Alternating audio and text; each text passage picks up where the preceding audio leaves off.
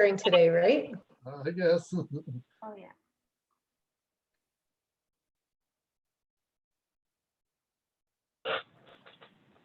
Hi, Susan. Good morning, everyone. We're on now, Amanda. Good. I guess we'll open the meeting. Anybody with a conflict of interest, declare it at the proper time. Today we have Sam Smith and I'm sorry, our Susan with us. I guess I'll turn the meeting over to you and you can present the report. Okay, thank you, Mr. Westgate. Yeah, I'm here in the Grogan Ford parking lot, so I don't have the fancy background that you guys have, but yeah, we're just here to just give a brief overview of. We'll start with the Schedule 22 annual report. This report is just a summary of the system, what went on with compliance, and things like that. So I'll just read the first page because it's kind of important. The letter is addressed to Amanda. So attached is the 2019 summary report for the Watford Warwick distribution system. This report is completed in accordance with Schedule 22 of OREG 170 under the Safe Drinking Water Act. This summary is provided to members of council. Please ensure this is distributed by March 31st. So attached is the copy of the 2019 annual report for the Watford Warwick distribution system required under Section 11 OREG 170. Section 12 OREG 170 requires both the summary report and the annual report be made available for inspection by any member of the public during normal business hours without charge. These reports should be made available for inspection at the office of the municipality or at a location that is reasonably convenient to the users of the water system. So it's just a report that outlines on the annual summary report. The contents have the compliance, the non-compliances, and then the course of actions taken for those non-compliances. So in 2019, there was 0 non-compliances. We had an inspection rating of 100%, which is really, really good. So that's that. Corrective actions. We did have some issues with Purelator, but we reviewed those procedures, and we actually have our labs picking up the samples now directly instead of we're trying to rely on Purelator. So the flow entering the distribution system and is monitored at London Line and Confederation Line, and you can see the total flow there was just a little over 400,000 cubic meters, which is actually a decrease of 12.2% from the 2018 flows. And you can see the summary of flows there. So it's a very wide overview of the system that the Schedule 22. So is there any questions on that particular report, the Section 22 report? Wayne? Can you explain why the big drop? Any ideas? Leakage, pipe that broke? I think part of the reason is that the meter replacement program is essentially done. I believe it was completed in 2019. So there was quite a few meters, residential meters that were replaced, and that cleaned up your guys's billing and all that stuff through Blue Water Power. So that would be part of it. Also, some of the main replacements on the older water mains in town in Watford, those were replaced, and we had some catastrophic breaks on some of those lines. And you can lose an awful lot of water in those, hour or so before we can get them fixed. So I think it's just the system just tightening up, and maybe just a little bit of conservation. 2019 early was kind of wet, if I remember correctly. So I think it's just a more efficient system, what I would say is the main reason why. And part of that mainly is, not part of it, but mainly is because of the water meter replacement program. Okay, thank you. Anybody else got questions? I think the system's been running great. We've had no problems at all. Yeah, so the next report that you guys received was the section 11, and this is a breakdown of gives an overview of the system for the public to look at. It gives an overview of all the lab samples that were taken throughout the year, so you can see everything was in range. Everything was good. No bad samples, nothing like that. Your lead samples were good. Your trihalomethanes and haloacetic acids were all well below the ranges. So yeah, it's just another report that this one's more based on the quality of the water. So it's another good report for you guys, as everything is all good on that one. Any questions on that report?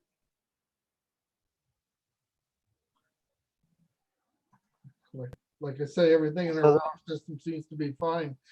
We do have a Yeah. link up by the high school there. Yeah. Yes.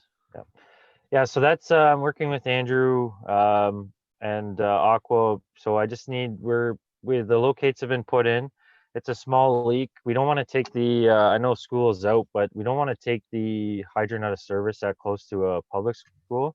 So the hydrant itself works. It's just it just has a small slow leak on there, and the plan is to get that fixed here within the next week or so. Any other questions for them at all? So I also was asked to just give a brief overview of the sewage system as well. So the sewage system, again, same thing as the water. It worked really well all year. We had no non-compliances. We were able to get the lagoon levels way down. Discharge went really well. We were worked with the administrative staff to come up with a plan and apply for a quite large funding application for the lagoon for the sewage system. It involves putting in a bar screen to take out the rags, filter sand replacement, lagoon dredging. I believe that covers the most of the larger projects. So we're waiting to hear back from the province on that. It was the ISIP funding application. So I think with this COVID thing, there's going to be a little bit of delay in that. I know the province is pushing hard to get their nominations to the federal side of things completed, but you hear a wide range of dates. Some people say 6 months, some people say by September. So it's a waiting game. Luckily, none of the projects in that within that funding application are in dire need right now. We don't need to. They're not time sensitive. We don't need to push to get them done. So luckily, we're able to hold off and really take advantage of that funding. So again, on the sewage side, it's a great system. It's working well. It's just that funding application was kind of ways to really improve that system and improve the efficiency of it. I didn't realize the sand had to be replaced so often. How often do we have to replace the sand filters? It depends on how much water you put through it. So what you like as of right now, the sand is okay. It is deteriorating slowly. We just want to take advantage of that funding because it is quite a costly expenditure. It's about $40,000 to $45,000 per filter, and there's 3 filters at the lagoons there. So to get 10, 15 years max out of sand is what you're looking at, and we're around the 10 to 12-year range. So we're able to keep that. It's removing the solids and it's doing its job right now, but we just wanted to take advantage of that funding. So Yeah, I suppose it is that long. I was thinking we just done that system. Any other questions on the sewage part of the system? Just wanted to congratulate you on 2 reports that for both those systems coming back non-compliances. That's fantastic news on behalf of council, and it's great that you guys were proactive in getting in and doing that application as well. So we really appreciate the work you're doing. great, thank you very much. Okay, yes, thank you for that report. I guess we'll go on to B, Lost Master Water Plan Update Growth Factor. Is that you two or no, No. No, Amanda? No, Councillor Westgate, I think we missed 6A, the Public Works update. And thank Oh, you. okay, I'm sorry. Thanks, Aqua. You're welcome to stay, but you're also able to resign from the meeting as Okay. well. So we don't need them for that report. Nope. All right, thank you. Thank you. Thank you, Susan. Sam? Okay, I guess we'll go on to the Public Works update. Andrew? okay. So I'll just go through some of the highlights in the Public Works report, and then I'll open up for any questions afterwards. So the rural water meter replacement program is beginning for 2020, similar to the one we did in town that captures any of the leaking the water issues. This is going to even further those numbers as far as conserving some water. The law's 20-year capital needs study is continuing. So they've had a request, which you'll see in my next report, for council to endorse a local growth projection, and we've come up with 21.7% growth projection. Again, in my next report, it'll highlight where we kind of interpolate those numbers, but that's kind of a highlight out of this report. And I'd like to just let everybody aware that the current Aqua agreement does expire at the end of this year. So we're in the process of gathering information from surrounding municipalities to help us with making a decision, an informed decision going forward with. So we likely will looking at at least a small short-term extension from Aqua, just to make sure that we are making the right decision, whatever way that takes us. Road operations. So I would say, fortunately, but unfortunately, due to COVID, we were able to focus quite a bit of time on maintaining our gravel roads, and they're in great shape. So the gravel road program, all the gravel's been delivered, and to my knowledge, we've received quite a bit of positive feedback from the condition of the roads, which, I mean, you're going to have to thank Mother Nature as well. The weather has certainly cooperated this year, which is nice to see. Cold patching is continuing. There's intersection sweeping. The street sweeping, we're on the list. I know we knock on their doors pretty early every year to get that done. So that will likely be done by the end of May. But they try to fit us in. Continual maintenance of the yard waste bins. Now on to municipal drainage. There's been quite a bit going on. As you can see from the list, there's a few construction drains in the process, whether that's on-site meetings all the way through consideration, quarter revision, and then of course construction. And then as always, various drains are under just minor maintenance. And I'm in the process of preparing 2019 grant documents. So that's we submit grant on behalf of the maintenance projects that the landowners receive. Just to give you a quick update on the capital works, the capital projects and public works. So the gravel road study, it will be presented shortly. We just have to have one quick review meeting with Spreets, and then we're going to present that draft version to council. So there's some pretty good information in there. The overhead doors are being replaced in the Wofford shop. That was approved a month or so ago. There's been a little bit of delay in ordering the doors, of course, with the suppliers, but I did get in contact with them. They expect them in any time. Scenic Court and Scenic Drive paving seem to be on schedule as far as with the subdivision. So that's still planned for September. So provided the contractor lines up, that we should be in good shape there. The Hickory Creek Line gravel road improvement project. So that's the far end of Hickory Creek line. That should be presented to council shortly in second quarter. Bridge 25, culvert 28 and 41.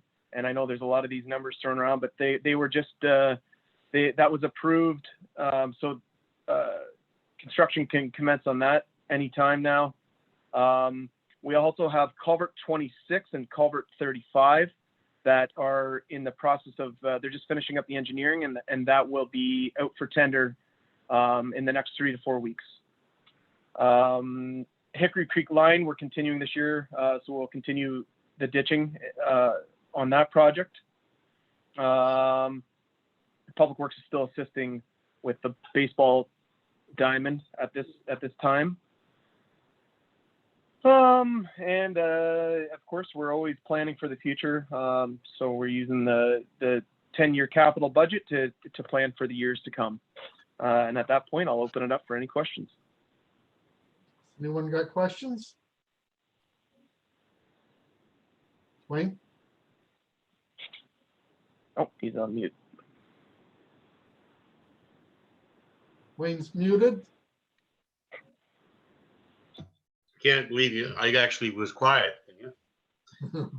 Andrew, is there any way on these reports that you could maybe put in brackets where these are? I have no idea where Bridge 25, Culvert 28, 41 are.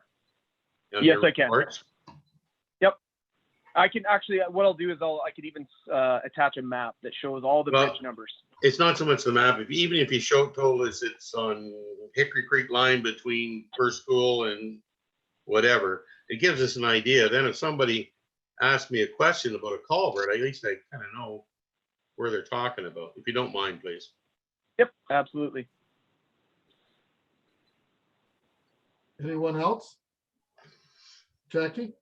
Andrew, I'm just wondering, we've had some inquiries about car washes and things like that. With the 21.7, is that included in any kind of increases like that? Yes, so that does include ICI increases and projections. And then we because of the known potential developments that may come to Warwick, that has been included in that number. But again, as you'll see in my next report, I mean, there's no exact science to come up with a future projection, but yes, that is taken into account. Sorry, I'm jumping the gun a little bit. Oh, that's okay. Andrew, I had people compliment you on the job that was done along Egerment Road on the shouldering. But they said there was a spot, it's on the Forest-Town line. It may be along the highway itself to where we should have went a little farther, or we should get them to fill it in. They said there's a drop off there. I will certainly have them take a look. At the intersection there. I didn't look at it myself, but they were saying how good a job we did, but they would have liked us to go a little bit farther. And Okay. it may be on the county property. Yeah, we'll have a look. The landfill waste bin, are we gonna have to do something there? The other day there was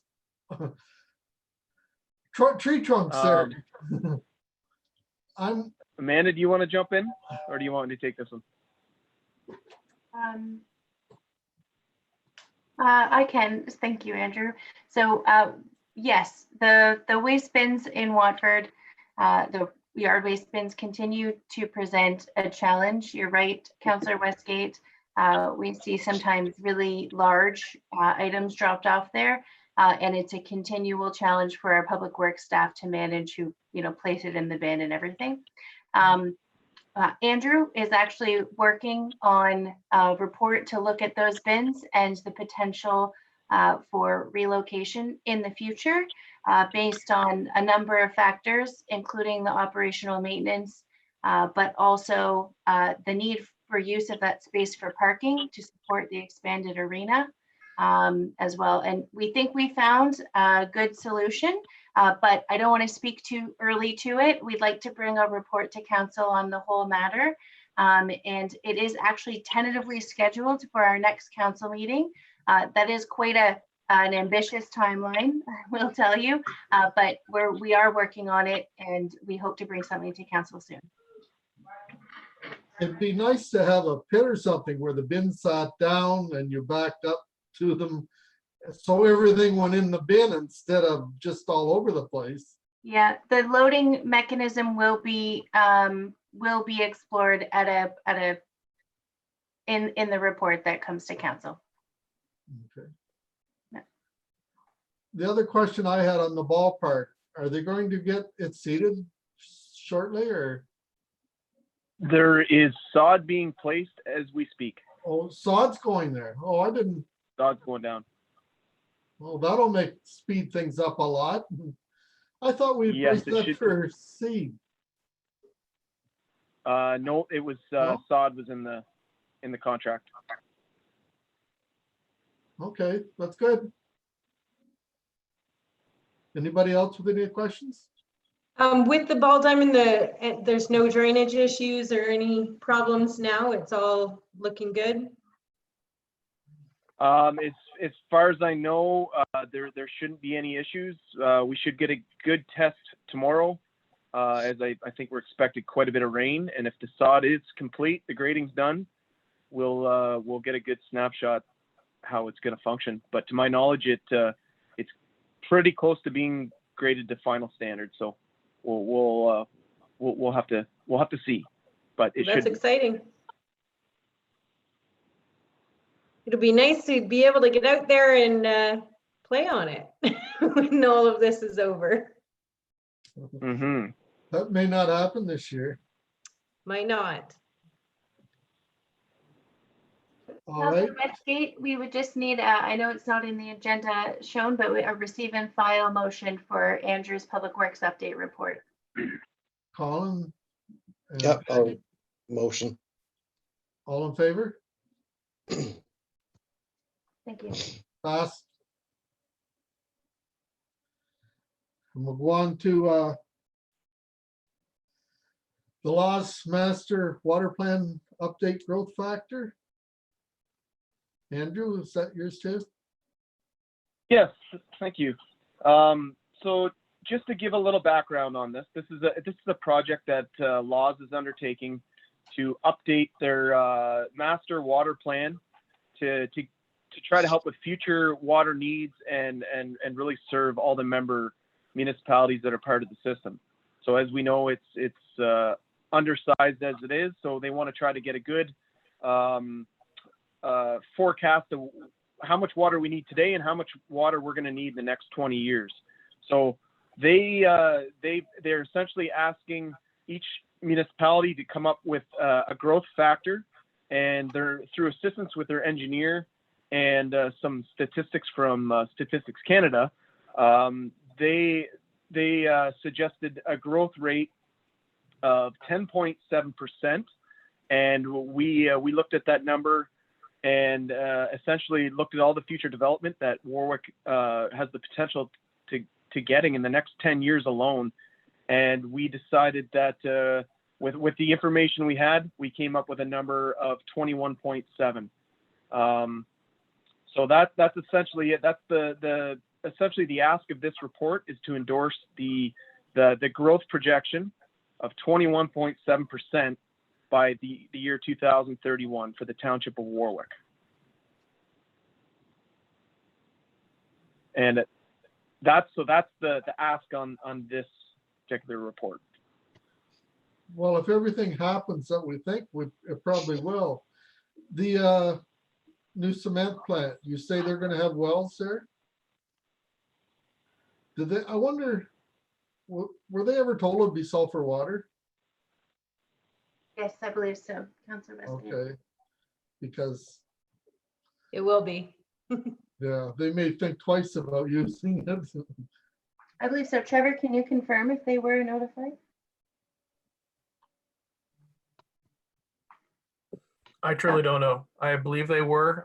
That would be their conversations with the property owner and the real estate agent.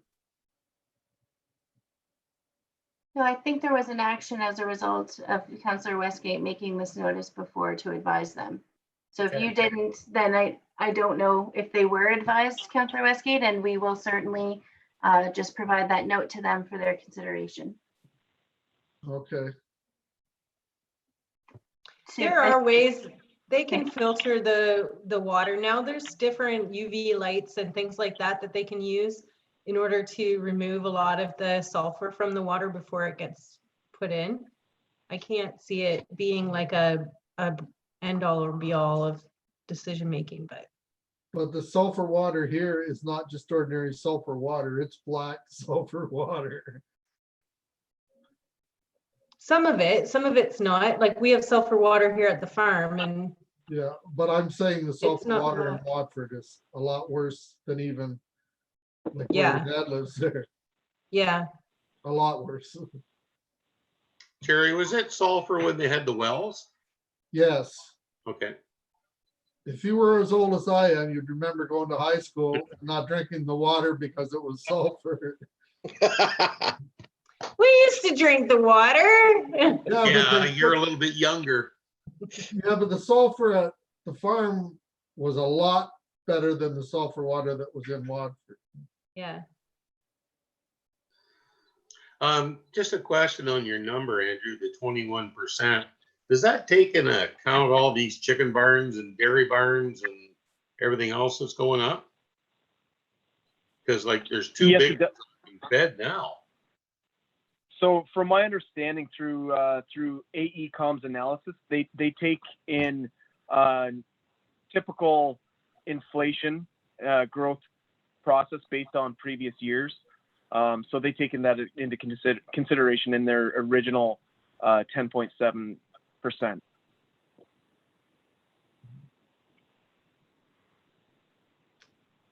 The big thing, council, that we need to remember is that we have to go in with a realistic number with this infrastructure project. If we go in with a 300% increase and then we don't use that, we don't want to be spending money on infrastructure that we don't need, right? We want to be realistic as well. And if I may add, it's important to know that this number will be reviewed annually. And it is subject to change. So if there's something that we know of, it can change, and that's been stressed to us. So I think that's important for the committee to know. Thank you, Andrew. That's a very good point, that it will be reviewed annually. So if we do have some kind of operation that comes in that requires more water, we can let laws know in advance. How does that 20% put us with total water available to us? That's about it, isn't it? If we use 20% more, that would be about all we could get out of the system? Or does anybody know? What capacity are we using right now of our total water, Andrew? Do you know? Well, what we do know is that currently we are not supplied enough water. So this number doesn't take into consideration that we need more water now. This is just future growth projections. So it's not on your, if you take a base level, this is based on our population growth projection. This doesn't take in account that we don't have enough water now. So I don't want to get too into detail, but essentially it doesn't fix our problem now. It just lets us know that this is going to be a growth projection to help us build for the future infrastructure and get a nice projection of what in the future. But we do know that it needs improvements now. So we need twinning now. We need an increased volume of water now. This just helps with down the road future projections. Okay, thank you, Andrew. If we didn't have the water tower here now to fill up during the night, we would probably run short of water. That's correct. If we had a constant use at like our supper time use, we would probably run out of water. Yep. The intent, though, I think the intent of the Laws Master Plan and this whole process is to address that issue, Councillor Westgate, but as well make sure that the infrastructure they're planning for enhancement of the system deals with future growth projections. So that's actually one of the reasons why they started embarking on this study, is to, deal with, determine what is needed for the longevity of the system now and based on the future as well. So they are already taking into account our needs currently then. Yes. That's correct. All right, anything else on that? I'll move the recommendation as read, Jackie? Chair Westgate. Moved it. Wayne, second. All in favor?